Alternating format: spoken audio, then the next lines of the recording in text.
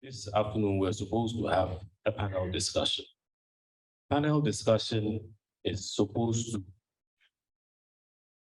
take the whole ecosystem of engineering business in this country, from registration right through certification, industry association, regulatory authority, everything, so that before we leave, we will all understand that if you want to operate a successful engineering business, these are the key elements.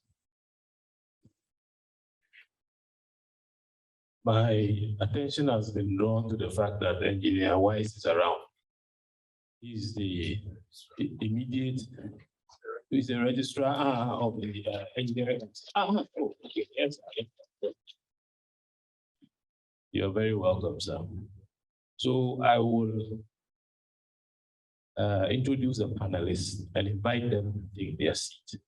By the way, the first presentation that was done by Madame Matilda is supposed to be part of the contents of this discussion, but she had to leave us before we could actually do it.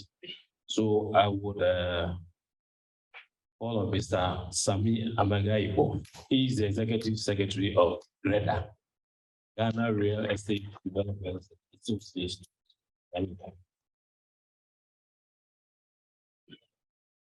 Then we have our own past president and now chairman of the Engineering Council of Ghana, Engineer Dr. Kwame Kwachi.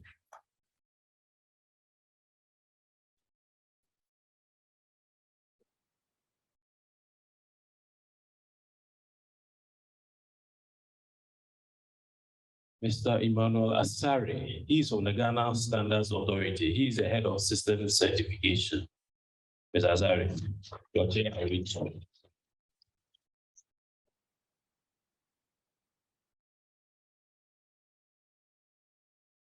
And then we will call on Engineer W.D. Albert Viala, a very prosperous engineering business.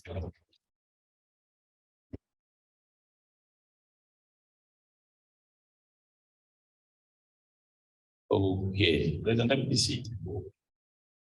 An empty seat, join them.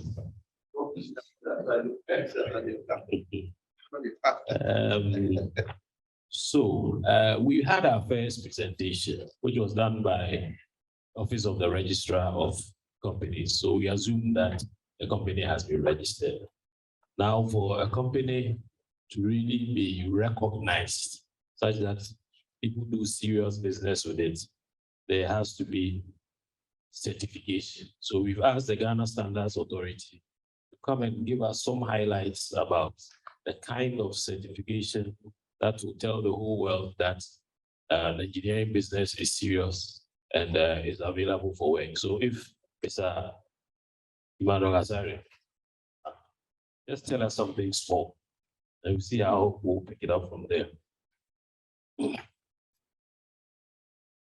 All right, thank you. Thank you very much. And good afternoon, fellow panelists, and good afternoon, audience.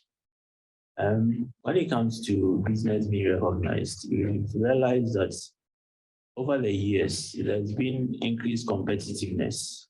Okay, so what is happening is that you are in this country and you think that the market is only in Ghana, but that is not what it is. The market is across Ghana. And what is making that easier is the use of standards. So standards are able to help an organization or a business to break barriers. And the standards helps you to facilitate, it also helps to facilitate trade. So if you're a business person or an organization that you are not applying yourself to any standards at all, that means that you just want to be a local champion. You don't want to be an international champion. Okay, so standards, what they do is that they provide specifications, they provide criteria, and there are different types of them. Now, previously, we were doing a lot more of product standards. So like what they did, what they showed on their presentation, that Ghana Standards Authority certification. There are different types of certification. We have the product certification and we have the systems certification. So the products, for instance, the iron rods that are being displayed here, these are products and there are standards for them. So what happens is that this product is tested against the requirements of those standards. So the standards have prescribed certain requirements and certain specifications that such a product must meet to make it safe and to make it more durable for you when you use it. That is product certification. But now looking at businesses over the globe, you are thinking about profitability. You are thinking about enhancing your image as an organization. You are thinking about how you can satisfy your customers. So it moves beyond just looking at the products. It means that you have to look at your whole setup. How are you doing business? How are your activities structured in such a way that you are able to churn out products that are safe, or services? Yeah, I'll use them interchangeably, products and services, because most of your activities is service oriented, if I'm right. Okay, but with the greater, I think is the products, that's the house, that's the product. But when it comes to standards, they serve all purposes, whether products or services. So in what is happening globally now is that they are looking at the organization in terms of its service that it can render. Can this service be sustained? Is the company profitable? The company productive? Is the company sustainable? So then there's standards that are being developed that are called management system standards.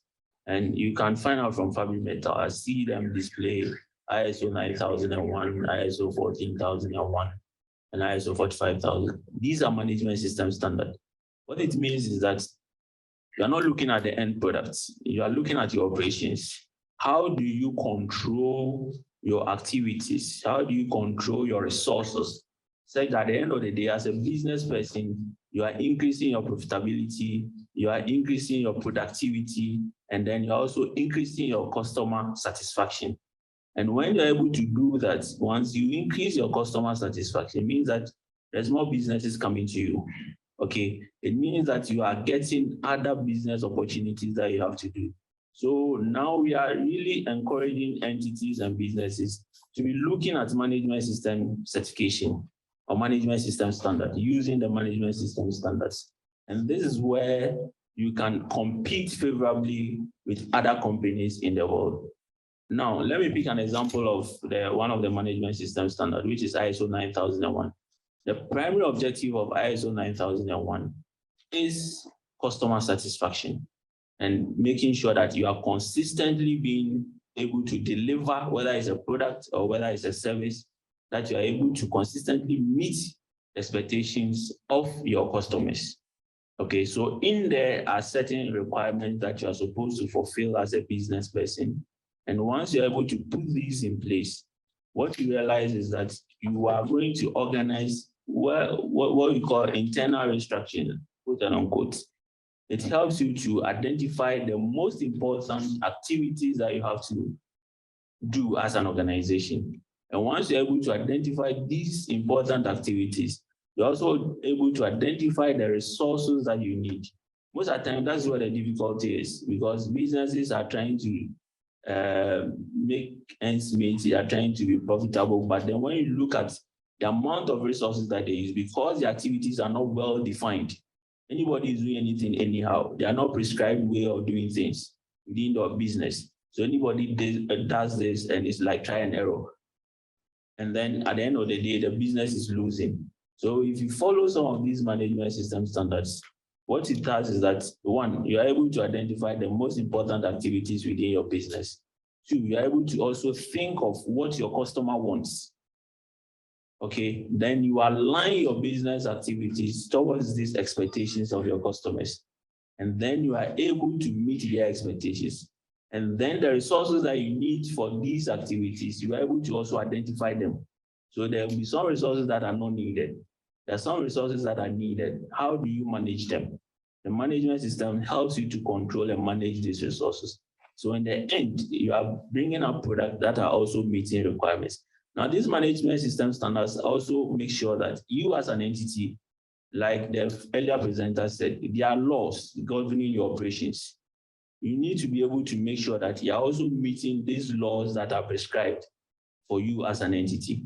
So then the management system standard also wants you to know which of these laws are applicable to your operations, and then how are you able to satisfy them, so that you will not be doing business and then Office of the Registrar General will be chasing you and saying that you have not met whatever you are supposed to do by law, and therefore you are being blacklisted as an entity that is not in good standing. These management system standards make sure that you are able to look at all these areas, and at the end of the day, what product or service that you are bringing out is something that everybody will be happy with. And then not also that people within the organization, because it's management system standards, there has to be responsibilities assigned. So everybody knows clearly what he or she is supposed to do. At the end of the day, targets are set. The business entity is supposed to also measure these targets and see how they are faring, and then see ways in which they can also improve their businesses. Okay. Most of the time, people do businesses, and then when you ask them what were your profit lines or what did you get last year, he's not able to tell you because he did not control anything. He did not measure anything. He doesn't know whether he was nearing his target or he wasn't able to achieve his target. But management system standards helps you to do that. And once you're able to apply these management system standards and you go into a tender, okay, because the parties know what the management system standards contains, they know what you have in place. And sometimes you are able to do businesses across the borders of this country. Once you say you have 9,001 in place, you have 14,001 in place, they know what it entails. So then they know the kind of business that they are dealing with. So in a nutshell, management system or standards helps businesses to be profitable, to be productive, to be able to identify the right processes that they need to apply themselves to, and then the right regulations that they are supposed to meet. And in the end, it opens up doors for them. Wow. It's a very big nutshell. It's a very big nutshell. Okay, I think the way we'll proceed is we'll allow all the panelists to make their initial comments, then we'll have a conversation. So now we understand the registration and now this management system. I think next I'll ask Dr. Boakye, since more or less he sits on top of our regulatory body, to tell us what the Engineering Council would also expect an engineering business to do. Thank you. Why do you need an Engineering Council of Ghana? I'd like to address that. Yes, I know we are in business, we want to maximize our profit, and to some extent, we want to protect our turf. But I want you to take your mind away from that and think as a citizen of the country. You know, number one, I don't know of any country on this earth which got developed without engineering. That tells you about the importance of engineering. You know, so I mean, there are many fields and so on. But as a nation, if we are going to go anywhere, we need to put attention into engineering. Number two, when a doctor makes a mistake, if one person dies, when an engineer makes a mistake, it could be a real calamity.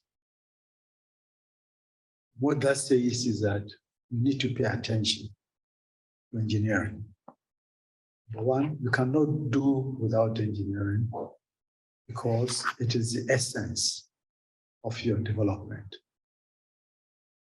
In fact, and number two, if engineering goes wrong, the implications could be really huge. A building collapses, a tunnel collapses, a reactor goes wrong.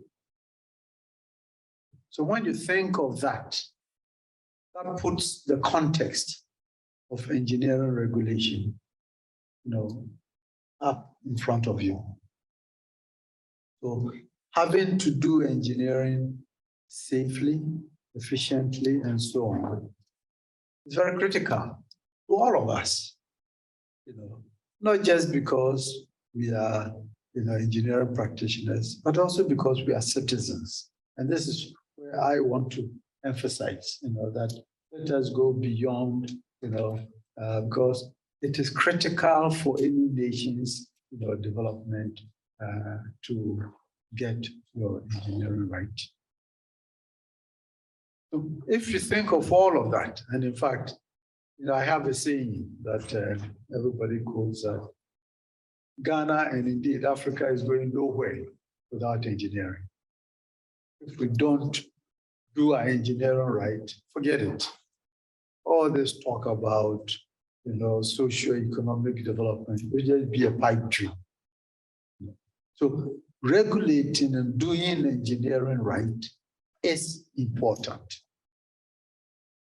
That is, it took us a while, to get the regulatory bodies and so on and so forth.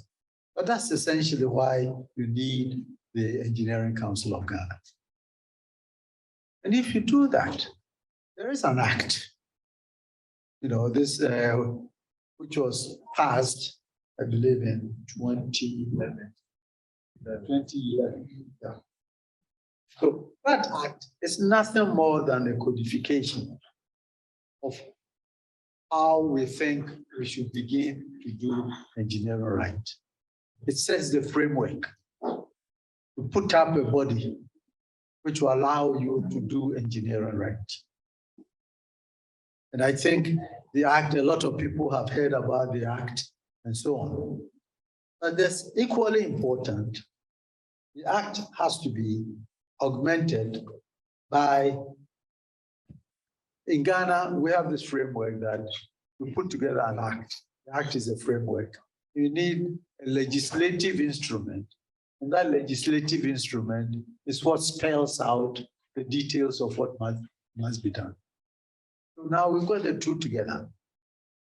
And the Engineering Council is really essentially shepherding. And I like to think of it as it is not excluding people as much as encouraging people to do things right.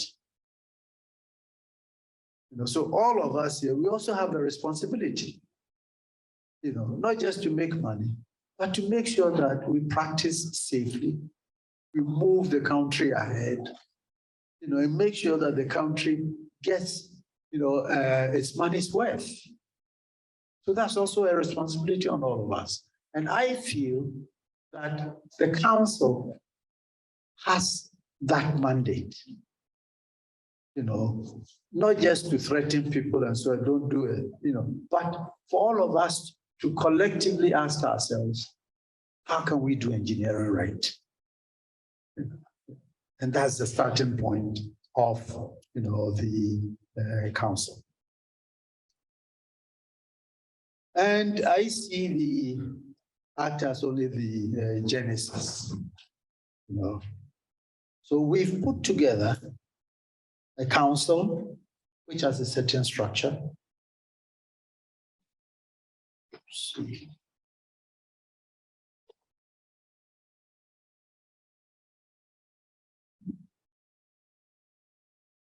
So the act spells out things like what should be the objective of regulating engineering? What should be the objective of guiding people who practice engineering?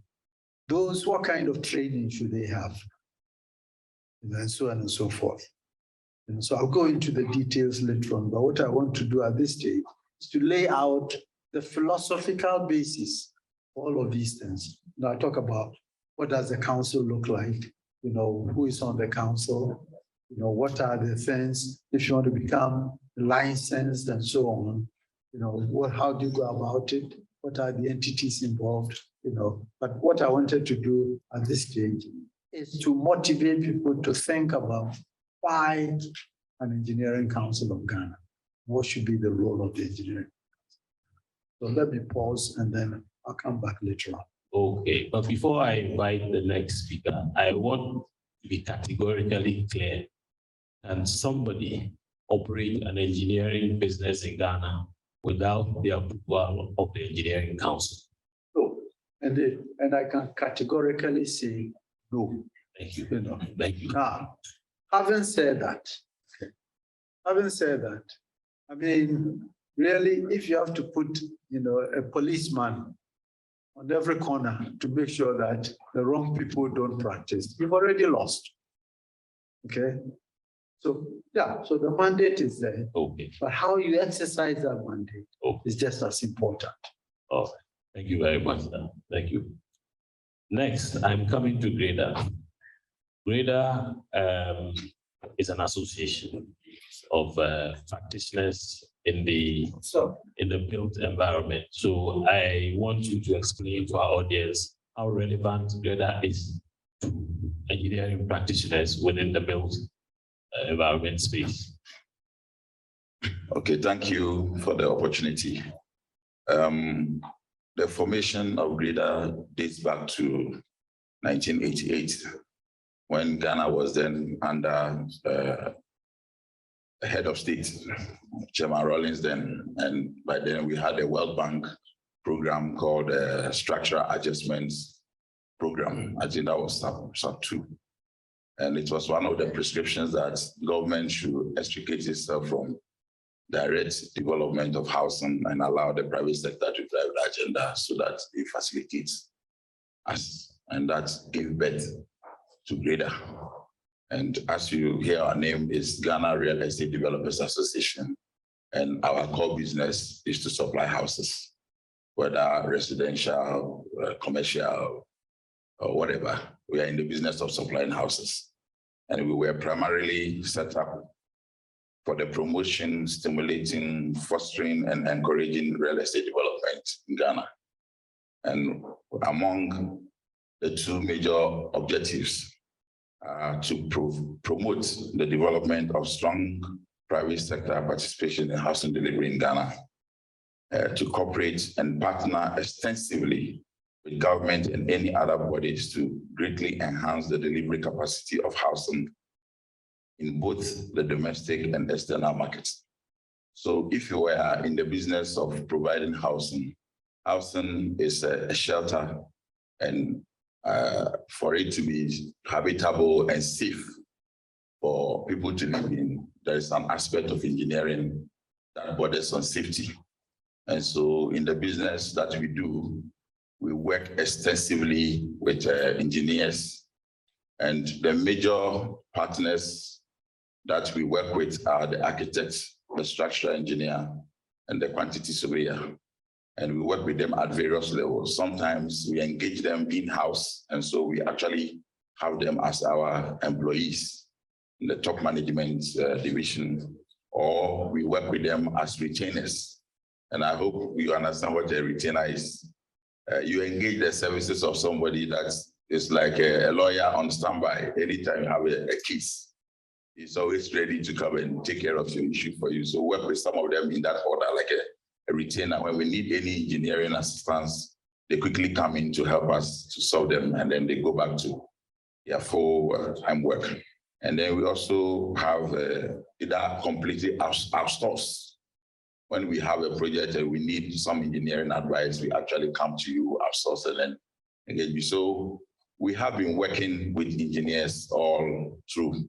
And without you, obviously, we cannot deliver what we have to deliver. The only problem that I sometimes see with the engineering is that sometimes our authority on the field is not well communicated. And so many things are happening in the system that are affecting quality of engineering. I've seen this set of iron rods from Fabric Metal. And it's interesting when you go to the markets. I was very happy to hear when you said you actually emboss your sizes on the rods. Because today, when you go to the market, you hear small half-inch and big. I mean, I wonder, half-inch is half-inch. How can you have small half-inch? But these things are happening and creating all sorts of confusion. Unfortunately, I always refer to Melcombe disaster as one of our reminders of how dangerous some of these things eventually end up with. And so I would rather wish that as engineers, we stamp our authority where it has to be. There are certain times that I sit in my office and I get a call. You real estate developers, you don't know anything. Look at somebody, he gets the land, the first thing he does is to organize the bulldozer and clear the land. There are several engineering concerns with that. I hope you know what I mean. People are building on slopes, and the first thing they do is to clear the land. You know, and these are things that our engineers are the ones who are supposed to advise. And the reason why I'm charging engineers is that in Ghana, statistics show that 90% of our residential development are done by individuals. They don't use the recognized professional contractors to do this job. And so it is a real case for us, so that even if we are not engaged at the full level, we should be able to speak to these issues and communicate some kind of advice where it is, where they need be, so that we can all be safe in the residential or whatever kind of property we develop in this country. Thank you very much. Thank you, Sami, but I still need a bit of clarification. GRIDA is an association. Listening to you, it's still not clear to me who the members of the association are. I want you to clarify that before we move to the next. Okay, GRIDA is a member of real estate companies. It's not individual. We are members by companies. So you have a company, say Deftraco, Reggie Manuel, Imperial Homes. These are the members of GRIDA. And currently on our register, we have about 250 companies, yes. Out of the 250, I would say we have about 60 to 70% that are active in terms of corresponding with us. And out of that 70%, you can count about 50 of that who are actively developing. The rest of them have some challenges, but we are doing our best under the circumstances. But we are companies, not individuals. Thank you very much. So you are companies who build houses. Okay, thank you for the clarification. Okay, our last panel member is represents an engineering company. I believe it's a consultancy company or something like that. ESP, Engineering Services Provision Company. So, Engineer Viala, tell us how you fit into this matrix. Okay, I think I'll take it from where Madam left off.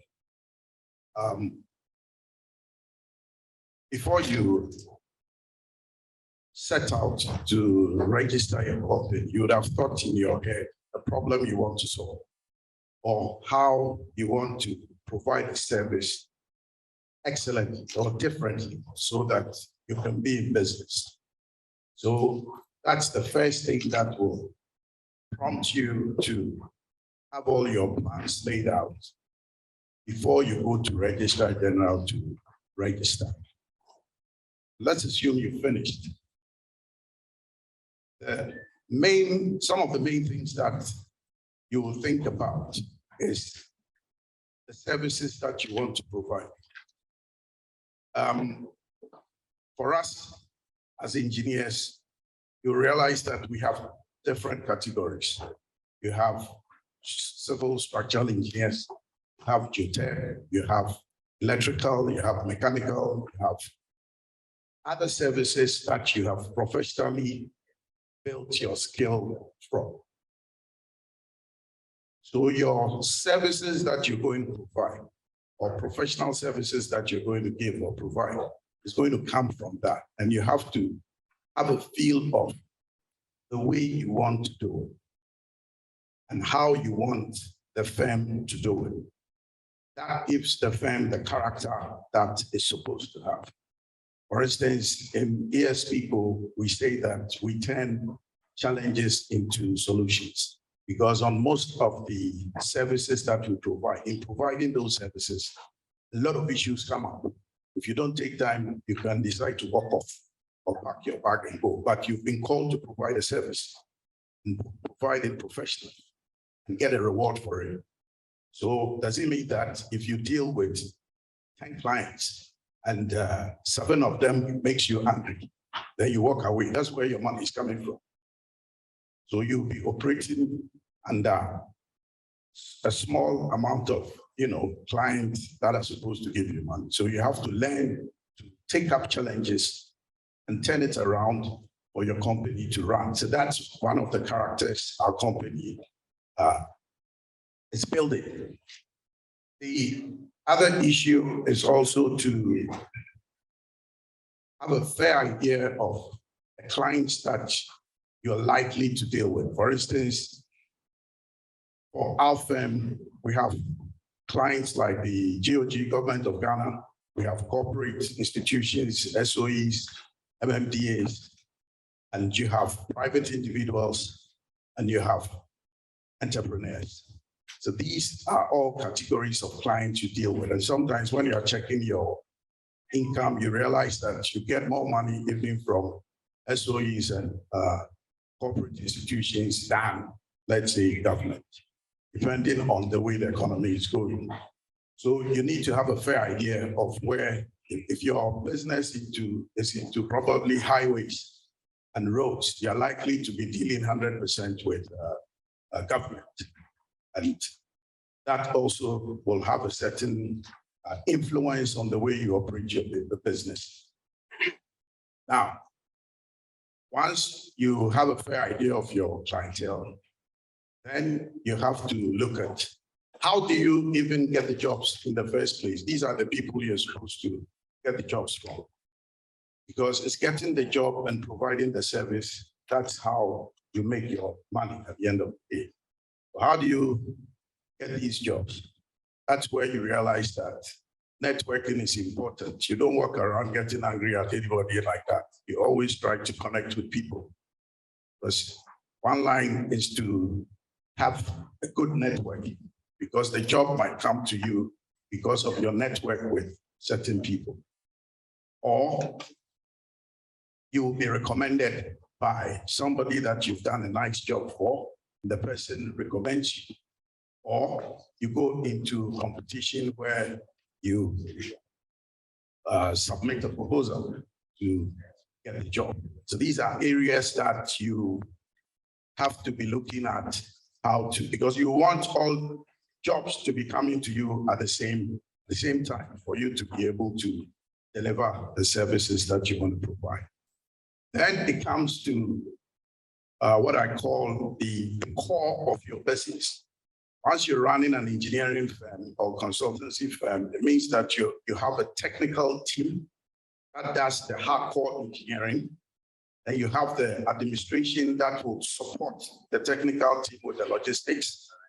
Then you have your financial people that will make sure that they provide the funding for you to run. This is important because in a typical consultancy firm in our country, your payment is always in arrears. You don't go to maybe several years ago, maybe Engineer Boachi will testify and can give you advance payment before you even start design. So you have money to operate. And the engineering you are doing design and let's say construction supervision. And therefore, you have a team that will have to be working day and night. And every client wants his job as at yesterday. So it puts a lot of pressure on you. And you also have to make sure that your team is okay. Now, how do you do that? That's something that you have to sit down and think about how to operate. Meanwhile, you are an engineer. So sometimes the job, the engineering is even cool, but the administration and financial hustle is even bigger than the engineering. So you need to have that. And number two, you have situations where the client sometimes don't understand the job that you're doing for them, in quotes. And we try to, because we understand it, we think they should understand. But it's important we break it down. For instance, maybe a structural engineer, you've gotten a private person who wants to build some 3-story, and you've just given him an invoice, 55,000 Ghana cedis. And he says, oh no, it's too much. Why? What are you going to do? The architect has finished the work already. What are you going to do? it's important you list out, even though that is not the norm, but you list out the work that you're going to do. You're going to do design, calculation, stroke, maybe reporting. You're going to produce drawings from 1 to 28. You list all. And if your accountant is okay, based on your collaboration, you can even put the cost of each item there. Then he sees that, are you also going to do plenty things like this? He said, yes. Oh, but we didn't know. And you start to negotiate. So then you're able to get some. But if you go that take it or leave it, you lose the job. Maybe the guy could pay you some 45,000 K, which is not bad. But because you think that he should understand, if he doesn't understand, he can go. It doesn't work like that.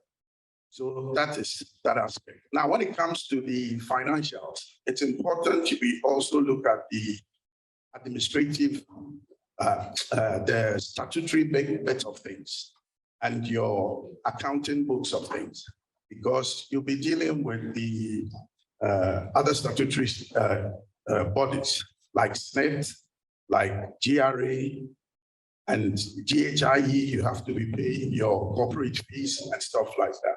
So you need to get all those things sorted out. Sometimes from experience, you realize that the engineers, we are so busy that we don't even have connection with the accountant who is doing things for us. So it becomes the accountant doesn't even know the way you operate, because the way you operate, you reflect in your financial statements. So if it doesn't, when the GRA people come, it slap you and it can collapse your company. So it's also very important you note that. But I think I'll leave it here. Then maybe as we continue, maybe more stuff will come up. Thank you very much. Thank you. I can answer your question roughly. Oh, but let me ask you something small for clarity. Yeah, about how many years has ESPGO been around? I think we've been around for about 10 years. Okay. I have been. Oh, yes, yes. Okay. Do you have certification, IOSU certification? Yes, yes. In fact, we were working on it when the COVID came. But we got to we're getting to almost that, but it doesn't also come cheap. It comes with a lot of, you pay a lot of money for that. It's not cheap. It's not cheap at all, because you have to go through stages of engagement with the particular professional providing that service for you. And at every stage, you have to pay. You're not going to pay. We paid almost close to about 40K, right? Dollars or cedis. 40,000 Ghana cedis. We are finished with. Oh. Hi. As I said, the Engineering Council was actually, set up to regulate the practice of engineering and provide for related matters. And in particular, the objective of the council is to make sure that you get the highest professional practice in the country. Now, to get the professional practice means a number of things. There is an individual practitioner. There are companies which exist, the educational institutions which exist. So you got to make sure that all of these are performing and performing well.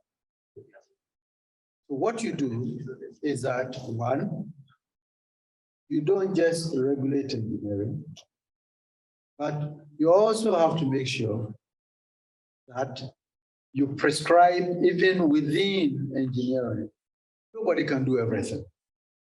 So you got to make sure that people, in a sense, keep to their lanes. Now, on the other hand, you don't restrict people so much, but on the other hand, you don't let them exceed so that they start going beyond what they are capable of doing. And it is good to issue a license, but if people cannot verify who has a license, who doesn't, it's not very helpful. You have to set a mechanism which allows people to verify, publish the list of people who have licenses. There's a gazette that, in Ghana as a practice, you have to gazette those names so that if engineer Odei wants to check if I'm qualified to do something, you ought to be able to do it and do it relatively easily. But a big part of it is really education, because frankly, you talked about many of our buildings are not, but a lot of people don't even know that you should go to a professional. I think we need to make that very visible, Obviously, people will try to get away with as much as possible. And then we also have to make it relatively easy for them to do. If people start feeling that it's a nuisance to try to utilize professional services, then of course they're going to react one way or the other. So part of the council is also to encourage the practitioners, to pursue their trade in such a way that it inures to the benefit of the whole society. Now, in the case of education, there are all these institutes, but of course, we also have things like the National Accreditation Board, which has been charged with making sure that educational programs fulfill their mandate and so on. So obviously, we've got to work closely with them. We've got to work closely with groups like the Standards Authority, and there are many, it takes a lot of institutions to be able to, get the practice of engineering to be, at the level that we want, so you've got to identify all of these institutions and work with them. So we have defined mechanisms. How do you obtain a license? So all these are spelled out in the regulations. Who are the people who are entitled to licenses? So there's a group, for individual licenses. And we know that the ecosystem of engineering is not just engineers. We have different classes of practitioners. You need a professional engineer, a professional engineering technologist, the technician, the craftsman. So all of these people have to be regulated. It's not just engineers. I think it's important to know that, And more importantly, how do you continue to retain your license? You can't just get your license and go to sleep, because we all know that this area is very dynamic. Engineering is a very dynamic area. So we've got to prescribe what does it take for people to stay current and so on.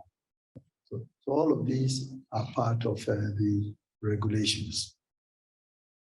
When it comes to the firms, which I suspect will be of great interest to this group. But before I get there, first, the individual firms are going to employ individuals. So if the individuals are no good, there isn't much point talking about the firms. So we regulate and make sure that the individuals are competent. Then you go to the firms. Should anybody be able to just get up and say, I'm performing an engineering function? No. At least you have to meet some standards, and those standards have been spelled out. So if you are a sole proprietor, the part of what also has to be considered is that you cannot make regulations so cumbersome that people, have an incentive to ignore it. And I think in Ghana, we don't pay enough attention, to that. It's important not to make things cumbersome. So if you're a sole proprietor, you must not have to do the same thing that 100 billion CD company will be doing. You don't have the resources to do that. Okay. So for example, if you're a sole proprietor, so long as you, the practitioner, you are licensed, obviously you can go ahead and run your business. But if you're a partnership, which means you've got multiple people involved, well, must all the partners be engineers or engineering practitioners? Not necessarily. What you are interested in is that the firm can perform. So in this process of performing, if you have the capacity, the engineering capacity to deliver, that's what you're interested in. So saying every partner should be, an engineering practitioner, it's obviously not a reasonable, requirement. If you go to limited liability company, which are boards and so on, they may have a lot of engineering practitioners, but a lot of decisions are made at the board level. So you have to make sure that at the board level, there are people who understand engineering, the implications of engineering. So those are the kinds of things that you work out in the regulation. And if you take a look at the engineering regulations, these are the things which are really spelled out in detail. And I'll be quite happy to address maybe specific questions that people may have. But the whole idea is that you don't want jokers going around, because as I said, engineering is not a joke. It's about life and death. It's about the future of the nation. So you got to treat it very seriously. I hope we've been able to pique the interest of the audience well enough so that we'll get interesting questions. But I will exercise my right as the moderator to ask the first question. It goes to Standards Authority. If you told us what the benefits of the certification is, what I did not hear is how the Ghana Standards Authority can help us in attaining that certification. Do you have any role to play in that? Okay, thank you very much. Yes, the Standards Authority also has established a scheme, let me put it that way, which operates like any other certification body across the globe. What we have done is that we apply ourselves to the requirements, the international requirements that goes with an entity that wants to certify businesses, organizations to management system standard, i.e. the ISO 9001, the ISO 14001, ISO 45001, and then the ISO 22000 and the rest. So what we have is that because we have availed ourselves to that international requirement that a body must have, whatever certificate that we also issue is recognized internationally. And therefore, we have the capacity to help businesses to acquire the certification that they need in these areas that I've mentioned.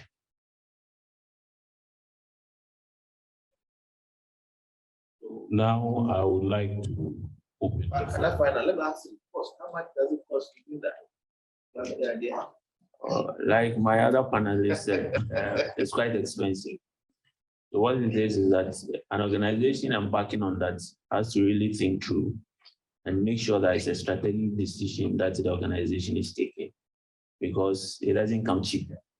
And like you mentioned, there are activities that goes on that in the end all culminates in the achievement of the certification. Sometimes businesses come to us and they don't have the system in place. They don't even know what the standard or the management system standard entails, what it requires. So then they have to start from the process of being educated in what the requirements are. And now they're going back to apply the requirements to their operations, because with that, there are elements that you need to fulfill, and you have to align your business operations, your procedures, your policies, your direction, and all that to the requirements of the standard. So now they have to go back and do that. And sometimes it takes some time. And they may not be able to do that on their own. So they may require the services of a consultant who would more or less lead them to be able to make sure that they have fulfilled the requirements before now the certification body now comes in and measures you up to the requirements of those standards. So it's both capital intensive, it's also time consuming. So that's why I'm saying that the entity would really would have thought through that this is the way to go. Because now what is happening in Ghana is that these ISO management system standards are becoming requirements when you are going into tendering. If you want to tender for a job now, they want to see that your business has that in place because it gives assurance and it tells the people or the government that yes, you know what you are doing and you are able to deliver quality service, safety in terms of the service you are delivering or the product that you are producing. And therefore you are also reliable, that they can trust and hand over such a huge what do you call it, business or contract to you, that you do it according to how it's expected. Thank you. Actually, me, I have a real life experience of that. About 8 years ago, a big energy company almost gave me a job. But if I had gotten that job, I wouldn't even be sitting here today. At the end of the day, they started your company vision. All of that, it boiled down to ISO certification. Let me see that here. Who has the question to ask on this man? Before the question comes in, if you permit me, before the question comes in, I want to add something to what he said earlier on in terms of the process. See, sometimes businesses come to us or they work to us that they want the ISO certification. They think it's a one-day thing or it's an event. So they come and then they pay and then you issue a certificate. But like he told you, they were going through a process. So there's various stages that you need to go through. So if you think that that's the way you are going as a company, you start early. Before you start thinking of the market you want to go and the business or the contracts that you want to win.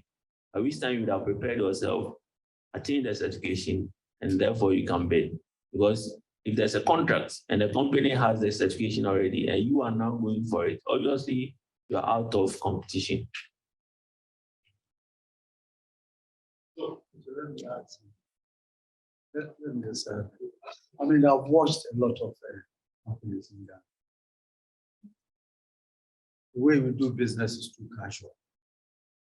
And that's our number one problem. We don't document, we know, and we don't sign contracts. I mean, the discipline, we don't observe corporate governance. But that's our number one problem. And we don't do things like succession planning.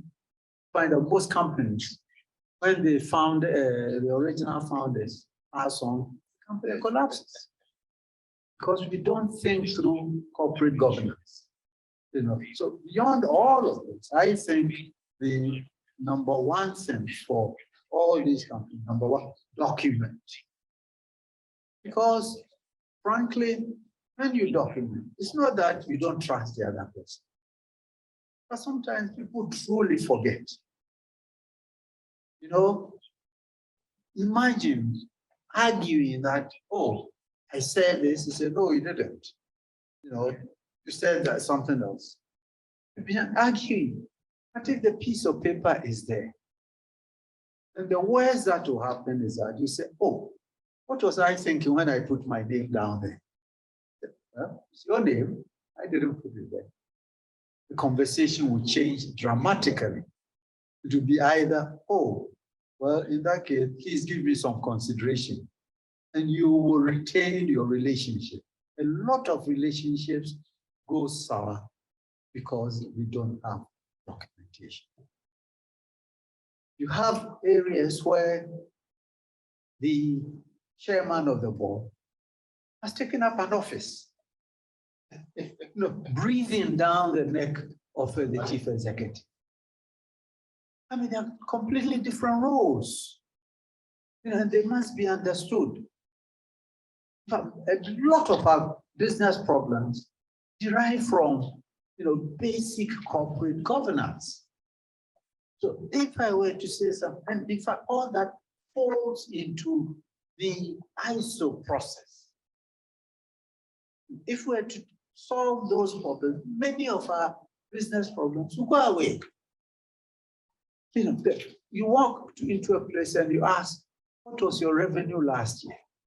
Even the CEO may not know. You go and talk to my accountant. Now, for goodness sake, every member of your executive team should know what your revenue and expenditure was last year. You make a profit for the. Like you ask people, I'm not going to raise your salary because we didn't do well, when they don't know what you made. So I think some of these things, let's develop a culture of documentation. Let us develop corporate governance, and many of our problems will actually be solved in business. Yes, I mean, you need the engineering council to make sure that, but there are more basic things that I think we need to also take care of. Just to add to what the people just said, I remember when we were drafting the LI, especially for individual practitioners, I'm sure it's the LI, we made a case that engineers must sign basic contract when you are even dealing with friends. It's very important. We don't do that, and yet we get cheated. They will we will be complaining because don't sign contract. And I'm sure our payments are one of the most delayed when it comes to money for engineering work, because we have not put down anything on paper which shows that the client is supposed to pay you within this time frame. We don't have any evidence like that. So I'm doing, give me 20% to start with. The guy finish, you finish. The next payment, it can be 6 months.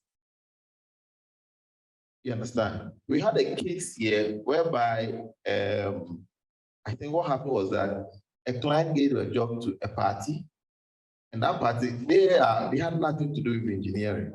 And they contracted, let's say, Fiala to do the work. Fiala has done the work, and he submitted it, the client has gotten it. But Fiala has not gotten paid. No, the client has paid those parts. It became an issue. Then these guys will now report the engineer to maybe council. So this guy is working unethically based on 1, 2, 3. No, you haven't even signed a contract. We don't even know the terms within the contract. So please, let's know, even if it's your friend, just do some small documentation. And then you see that life will be very easy for us, as people said. We can maintain relationship because the paper will speak for itself. Thank you. Walk into a place and ask, do you have a shareholders agreement? They'll look at you as if you're from Mars. Can you not have a shareholders agreement? Because that's what binds your relationship. So I mean, I think let us start thinking about some of these basic things. Many of our problems will resolve.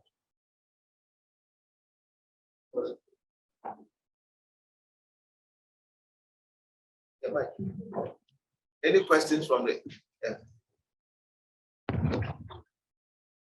Good afternoon. My name is Jacobo. Okay, I want us to talk about standards of products, because we can come out and start our companies. Let's say you want to produce blocks, for example, to the highest standard that is supposed to be, so that to be safe for construction. And we have our local people to also produce in the same block sizes that you are producing, but with very inferior materials and very low quality. But then of course, the cost will be very low. So the local market people who want to go and buy that, and you won't be able to compete. What are the measures that are being taken to mitigate that, and how do we go about this problem? Let me try and see. That's why we, based on the law, DHIE, we tend to work on our constitution. make it engineering and no more engineers. Therefore, now we have artisans or craftsmen as part of us. If you realize that I have been going around, we've been inducting in craftsmen. I think we have over 1,000 now on our rolls. And you realize that these are people who are, I call them, politicians call them all grassroots. Okay. And these individual or private homes are mostly handled by them. Right. So we should start our education with them. I was with Engineerology when we had training for steel benders and masons at Casper. I was surprised just to hear from them.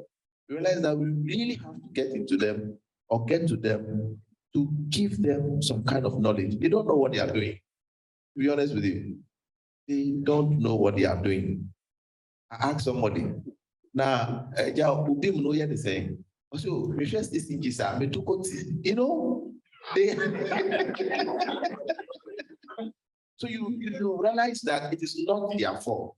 So, for example, if you should be able to get to a point such that these guys, we can give them jobs now, we can go and sleep. And I'm sure we'll be getting there. So that the block that you are talking about, they are going to buy. They should know whether this block is either inferior or of quality. And we should let them know the attendant rates for using inferior products. We even told them that you don't even need to get profit when you are buying materials for your clients. They were laughing at me. Yes, that's what they know. If cement is 30 cities, they don't have any right to come and tell you cement is 40 cities. That is unethical. So we will be handling them. And I'm sure once we're able to get to them, most of these problems will be solved.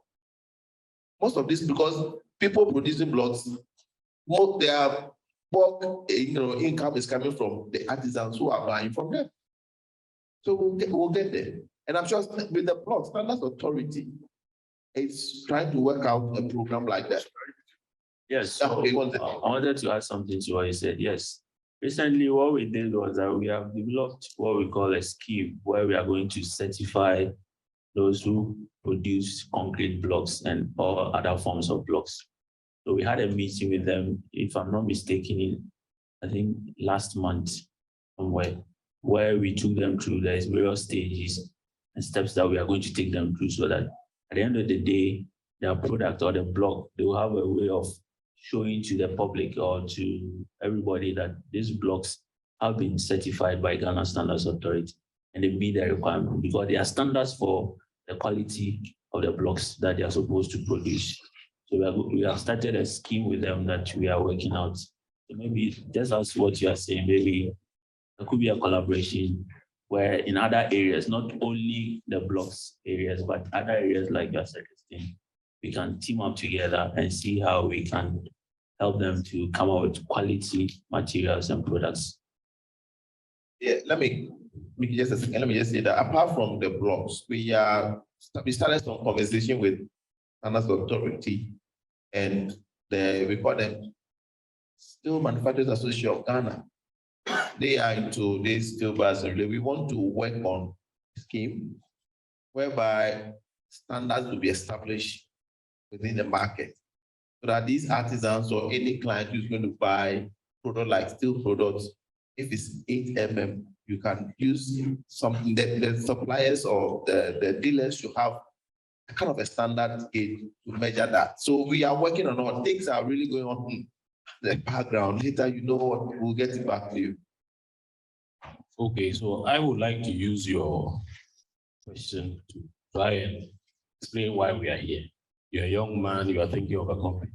What we want to do with this exercise is that we would like to see you registering a company. And as far as possible, registering an engineering company. That's where Dr. Wajidem comes inside. Then the scheme for standardization, that is the GSA is talking about, you get involved, they certify you, you see. Then hopefully with all that, you may be able to join Greda or its affiliates so that you supply blocks to those kind of companies. That's the kind of thing that we want to see happening, you see. So don't go and just make blocks under a tree and set it back. Organize yourself properly. And you pay tax. Okay.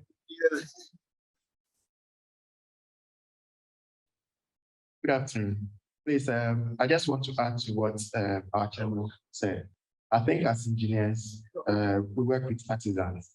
Whatever we are doing on the field, we should explain to them, let them understand that this is the reason why we are doing this, or this is the reason why you see the road here and not here. This is why we are laughing here and not here. If you explain to them, they get to understand. And when you give them the work, you can at least rest and then know that they are doing the right thing. Thank you. Again, the word no rest, supervise.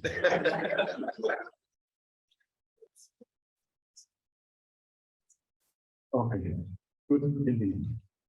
I have a question. And this question comes back to us as engineers. Has the former president said that to bring quality and also to guide our practices. I want to know, has a council, when somebody, or let us say,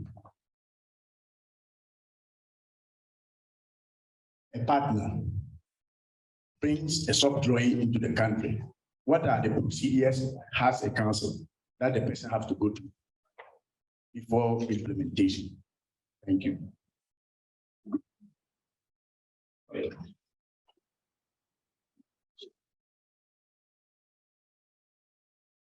He brings what into the country? Soft drawing, soft drawing. You know, these days, people, especially the developers, they get their designs or drawings, they source them externally and then bring them in here. So I strongly believe that that's where the assembly really comes in. You know, that assembly is also acting as a kind of a watchman, because they have to give you the approval.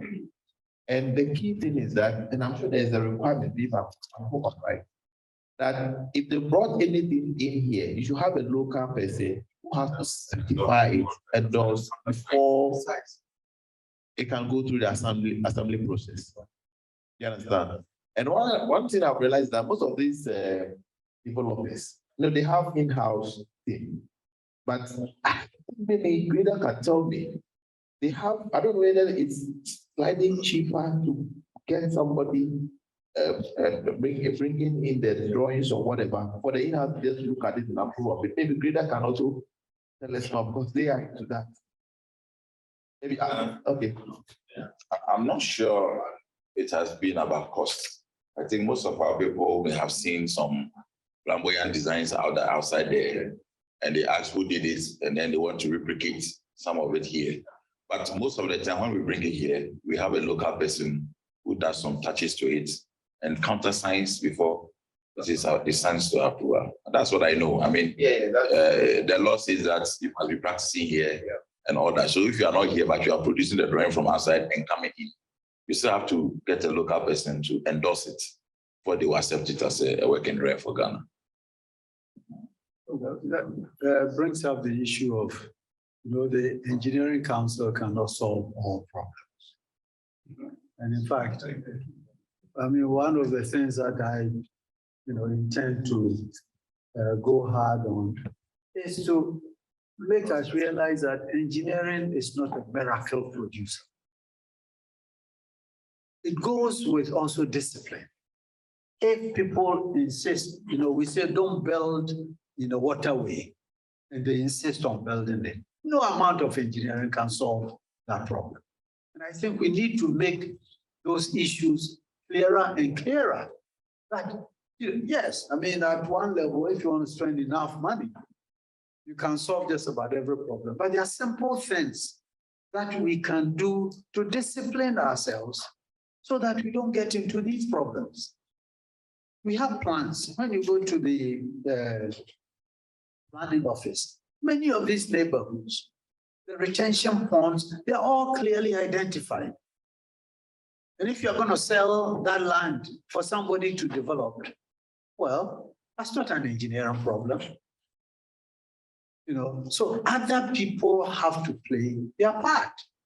If the problems are going to be solved, the MMDAs and so on, but we need to make it clear who does what. Otherwise, more and more people say, don't we have engineers in this country? We do, and we do have very good ones. The problem is that sometimes we don't raise our voices to make some of these issues visible to the community. One of our panel members would like to be excused. He has to attend to other matters. Ghana Standards Authority. He has shown us the benefits of certification. And told us what they are doing to make themselves available to help us with that. If there is no other question for him, he would beg to be discharged. All in favor, say aye. Yes. Thank you very much.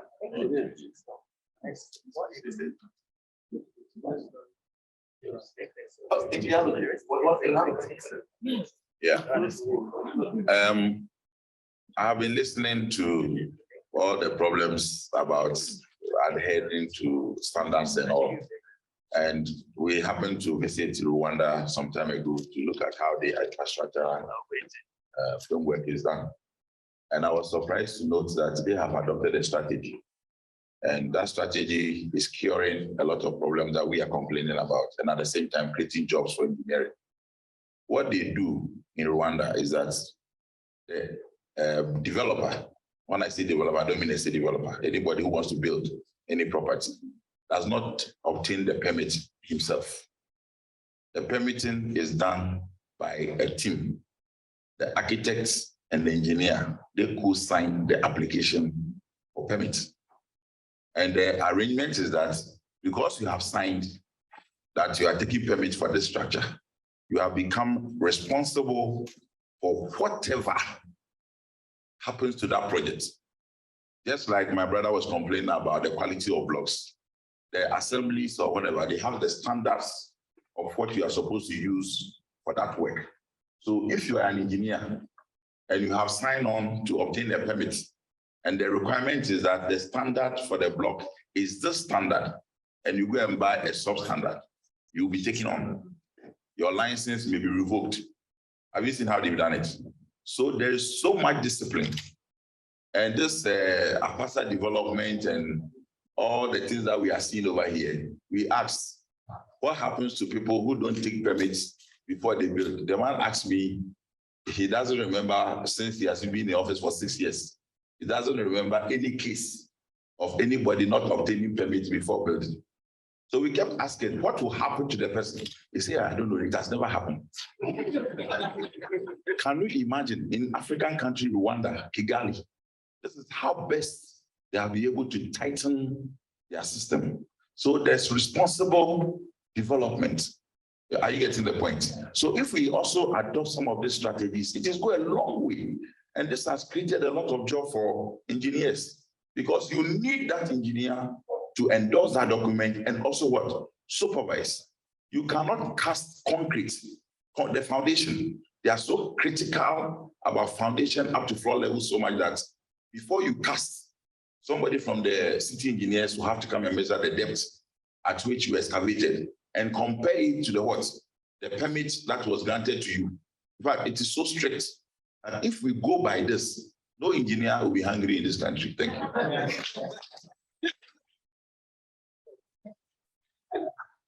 Did you ask how sell their land?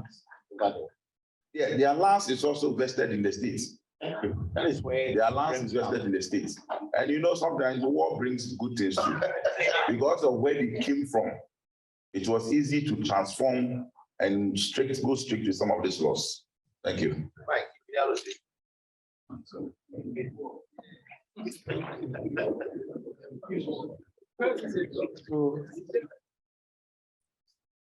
I must say that unfortunately, most of this problem is the enforcement.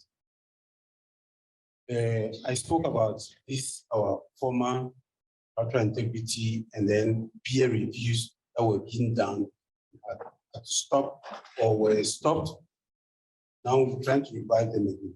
Because if we had this peer reviews that we were doing those times, any design that comes from outside must go through the peer review. When the assemblies didn't have the capacity, it was brought here. It was done here and everything was going right. Currently, many projects, even many government projects, interchanges and things happen. The expatriates personnel that come in, if you sit with them, you see they have nothing up there. They don't know anything.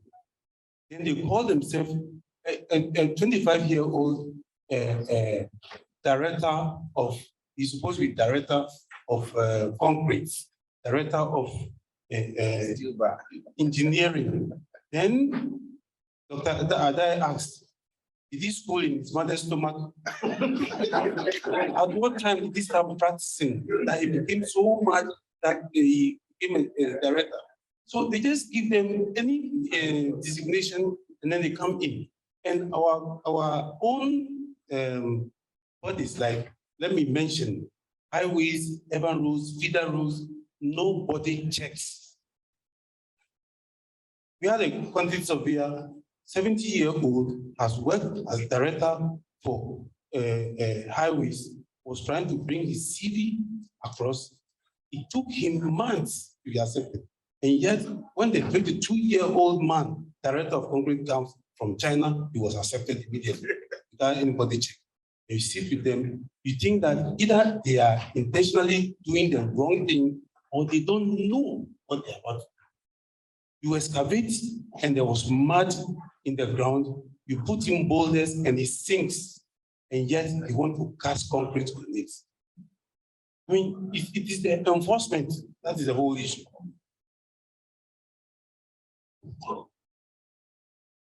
Since time is fast running, I will allow for 3 more comments, and I'll give it to my senior. Let's welcome our past president. Engineers are here. They want to see you. Yes, they want to see you. The past one of our past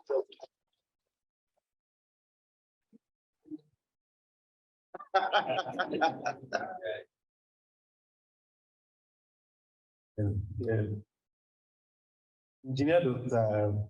Wachi mentioned that we should make it easy for people to get our services, I mean, procure our services. Now I'm asking, most of these people building their own homes, and no way to be able to pay our scale of fees that we have. Why are we not standardizing buildings for first homeowners? You don't need a fancy building for your first building. And mind you, are not prepared to pay professional fees. Why are we not trying to standardize for such people? So these drawings are already at the assembly. Once you go for it, you pay for it, they will get it from technicians to support you with your construction. You don't bother an engineer when you can't even pay him.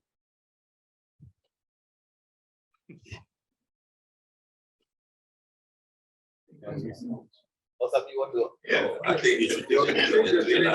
Did you do it? Okay, let's take a last question.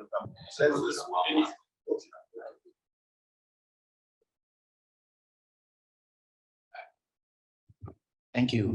My question is directed to Engineer Wachi. We are privileged to have you here. My question is that when we're doing our group discussion, it came up that we have 2 engineering bodies, that is Ghana Institution of Engineers and other institutions. My question is that when you look at GHIE, our process of becoming a member of GHIE is quite different from other institutions. As a council, what are you doing? If it has come to your attention, what are you doing? Because we want to encourage members to GHIE, but the Israelis are increasing in number because some put it on quote, their process of becoming a professional member is quite easier. If it has come to your attention, what are you doing to help GHIE increase numbers?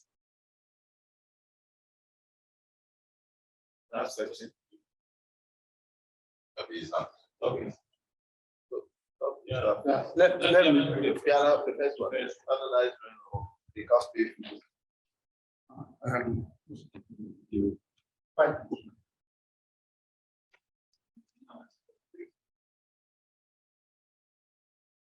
Hello, yeah. I think if you remember what I was saying, I mean, you are in to provide a service to somebody as a professional and let me say, get your reward. You have different categories of clients. Like I said, you have GOG, you have corporate, and you have the private individual who wants to build his own kind of fancy house. It's your choice whether you will go down there to get that services or not. Because of course, the range of services, if you're applying professional fees to GOG, you're applying for professional fees to corporate firms, you're applying professional fees to, let's say, an entrepreneur. You don't expect me, an individual, I want to build my house, 2-bedroom house, something. You bring professional fees. If I don't want to pay for that, it shouldn't worry you. But that's where I stand. Unless the person, where the person wants to go, should also be equally another individual engineer who probably is not dealing with government, is not dealing with corporate, and his clients are private people. He has several numbers of them that he can manage that. Once he's operating within the confines of the engineering groups, where they normally decide to go outside that space, that is where I think the problem is. So for me, that's why we are talking here, to make sure. So you can probably get a company that deals with maybe people like that. And once we educate them, maybe the fees you're giving them, they will be able to pay. And you also be teaching them that, look, once they see your handiwork, they will realize that, look, I saved more money coming to you than going to somebody else that after building the house, several cracks and things, and I have to probably redo everything again. Then you're in business because you will tell the other colleagues, no, look, if you want to do this thing, go and see this one and that. That's how sometimes it works. So see it as a business opportunity. Design a certain model that you can use to convince them, because they have to do it right. You can't sit down, we can't sit down through our hands for them to go the place that they are not supposed to go. I think that's my small contribution. yeah, I think that's a very important point that you raised. You know, the lawyers have, you know, the equivalent of people who can't afford, you know, they have some arrangement. Legally. I think as an industry, this is something we should give some thought to. You know, I don't know what the answer is, but I think it is something we need to think about, you know, and maybe we can train some lower level people who can, but I think it's something worth, you know, considering as an industry, you know, and as a profession. I don't think we should just sort of, you know, wave it away. I think it's something worth, you know, and maybe the GCA maybe a good starting point to start thinking about, you know, what are the options and so on, you know. And but I'm pretty confident that once we put our minds to it, engineers will figure out something and something practical, and you know, I think we'll figure it out. Now, to your point about the different, in fact, yeah. Process. Yeah. DHL is what campus of? That the question? No, his question is that he thinks maybe the other side has an easier access and so. Yeah, and I think we are going to try to standardize that process. You know, now we have reached a point where at least we have agreed on common criteria. You know, that to be a professional engineer, you must have this qualification. To be, professional engineering technologist, we've agreed on that. And we are getting to the point where we will have, common examination. The council will be, right now, the licensed bodies essentially conduct the exam. Very soon that will change, so that we have a common examination. So the incentive to go to one place because it is an easier route, will go down dramatically. But like everything, there's always sort of a transitional, process, and Ghana, we have, and let me take a step back. In our process, there are a couple of unique things. The concept of the licensed body. In fact, I talked to some of the other councils in other countries. They don't, have that because most of those countries don't have multiple, professional, bodies. I mean, there's a long history as to why we have that, but that's the way it is, and I think we need to work to bring everybody, together. But right now, this is where we are. So you've got to make sure that we maintain the standards. You've got to make sure that we are even-handed, and so on and so forth. Regardless of how you may personally feel, you still have to have an even-handed, process. But believe me, we will have a consistent, common, process. In getting there, we may have to make a few compromises here and there, but we will definitely, get there. The concept of a licensed body is fundamental to our council. And part of it, of course, was the fact that you had, multiple professional bodies. But the other part also comes from, efficiency. Frankly, when you're a council, you have a choice of building a huge bureaucracy or trying to keep it lean and efficient. And fundamentally, we made the decision that it doesn't make sense to replicate what other people are already doing. So for example, the professional bodies have a way of bringing in people. So what you have to make sure of is that that process meets our requirements. It's almost like having an agent. Now you're in business, you have agents, but your agents have to meet certain requirements. And so long as they meet those requirements, then it's fine. So that's a model that we are using in the engineering council. But let me also appeal to you because I have a GHI. We haven't always been very supportive of the council. Well, I'm telling you. I mean, I just got there, so I'm telling you, we haven't. And by that, I don't mean that we are against the council or anything. But in Ghana, one of the things I've also observed is that you have to differentiate between capability and availability. And I think within GHI, we have the same problem. There are people who take up assignments. They are eminently qualified to do it, but they don't have the time. They don't have the time. Name many groups that, that problem exists.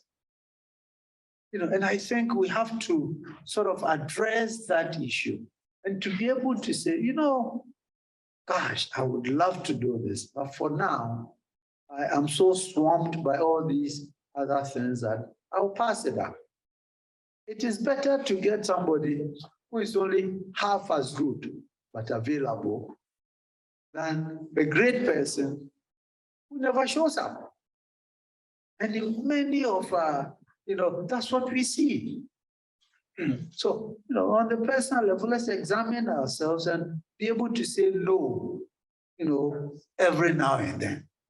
I think it will help, all of us. to move our institutions forward, because it's really dragging down the progress of a lot of our institutions. So when I say we don't have the, you bring somebody, you can't find the person, you want to hold a committee, and everything, and then people come and complain that things are moving too slowly. Thank you very much. Another one of our analysts, the last of the foreigners, also wants to be discharged. So with your permission, may we discharge him? All in favor, say hi. So,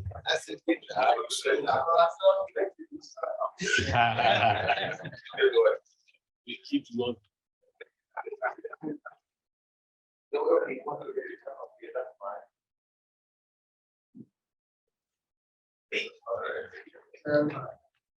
Well, it appears that there's a question online, so.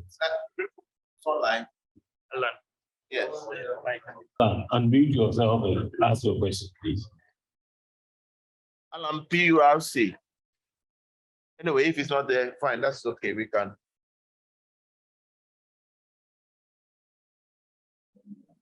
Can you hear me?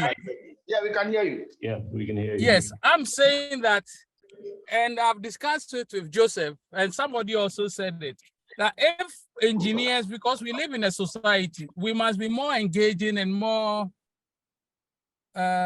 we must talk more, we must be involved with things, because we are normally forgotten about, and it's only when there's a problem that people say, where are the engineers? I remember I went to a site where they were doing some work and I saw something wrong. And the steel bender said, oh, yeah, Jumaka, and pay engineers for home, cause the problem. But that is the kind of thoughts that he had. He didn't even realize the relevance of engineers. So as a society, I believe that we must become more engaging. And I've been telling people that in China, the political system is made up of engineers. But in our case, it's only when there's a problem, when there's a flood, then everybody says, wow, the engineers. So I think we must become, our attitude to things must change. And that may help us in our professional work also. Thank you. Alan, thank you very much. But I'd like to strongly endorse what Alan has proposed, particularly for the young ones. Please develop interest in politics. I think we need engineers everywhere in the society.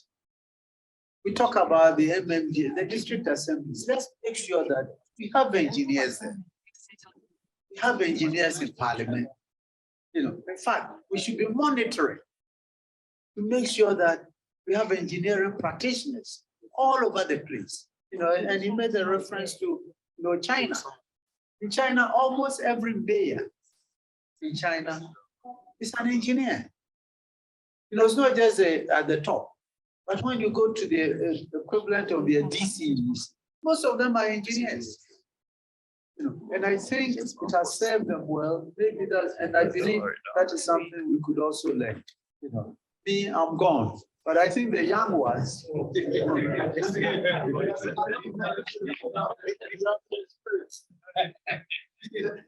Yeah, I've joined the land of the spirit.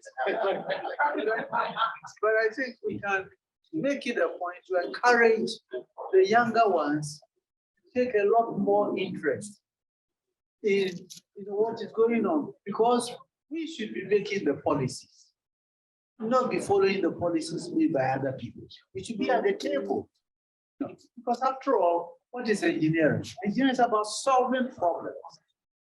We've had so many decades, these lawyers. Lawyers, their mission in life is to cause confusion so they can get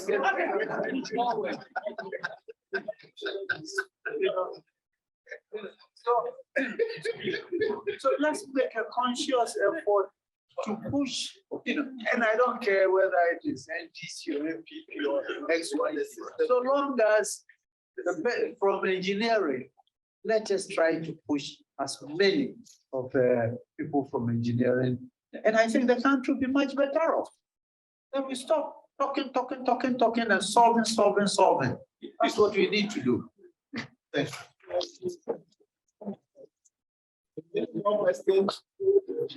All right, Okay, okay. it seems we are planning to a close, but there's a small announcement. But just inform there are copies of the regulations, engineering council regulations for sale at the back there.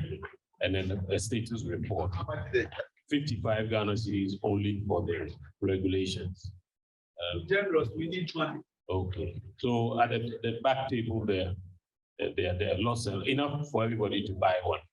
So please consider that. It seems we've come to the end of our session, and I hope we've been able to motivate